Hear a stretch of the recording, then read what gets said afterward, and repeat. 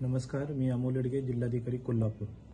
काल कोल्हापूर जिल्ह्यामध्ये पूर्ण जिल्हाभरामध्ये सरासरी 67 मिलीमीटर एवढ्या पावसाची नोंद झाली।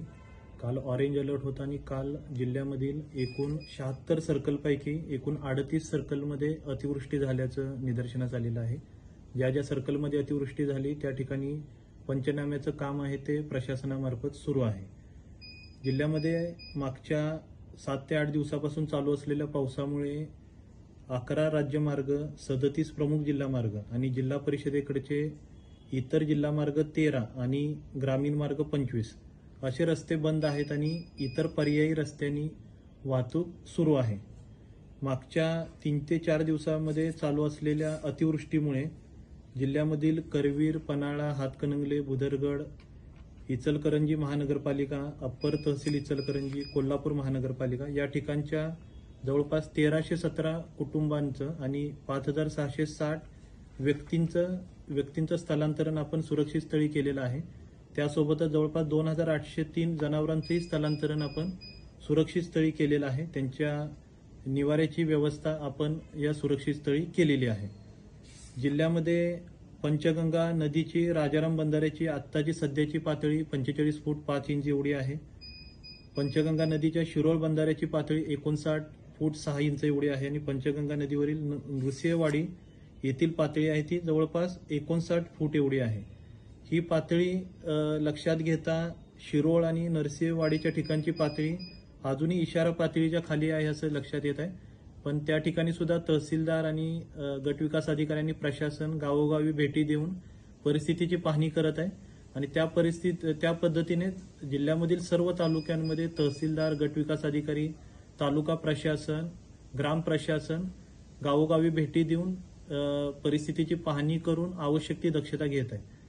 राजाराम बंधाऱ्याची जर आपण पातळी बघितली तर 45 फूट 5 इंच ही सध्याची पातळी आहे आणि सकाळपासूनचा जर अंदाज घेतला तर जवळपास 2 तासामध्ये 3 इंच एवढी पाणी पातळी वाढत आहे।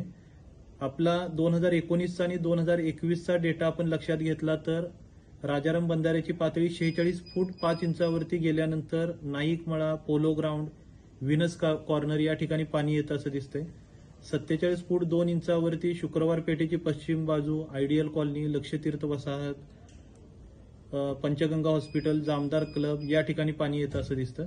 तर हा सर्व जो डेटा आहे 45 फुटाच्या वरती पाणी गेल्यानंतर 46 फूट, 47 फूट या प्रत्येक लेवलवरती पाणी कुठे येतं हा डेटा 2019 आणि 2021चा डेटा महापालिका प्रशासनाने रेफरन्ससाठी ठेवलेला आहे आणि आपली महापालिकेची टीम आणि प्रशासनाची टीम या एरियामध्ये सध्या फिरत आहे। आपले अग्निशमनचे जवान, कर्मचारी या एरियामध्ये फिरत आहेत आणि नागरिकांना सतर्क राहण्याच्या सूचना देत आहेत। ज्या ज्या एरियामधील नागरिकांनी सध्याची लेवल पाहता आणि संभाव्य लेवलची वाढ पाहता स्थलांतरण केलं पाहिजे त्यांना आव्हान सुद्धा या टीमच्या माध्यमातून केलं जात आहे।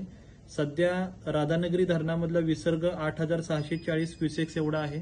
कोयना धरणामधूनही जवळपास 30,000 क्युसेक्स एवढा विसर्ग होत आहे आणि धरण क्षेत्रामध्ये जो काल जवळपास 200 मिलीमीटरपेक्षा जास्त पाऊस झालेला आहे।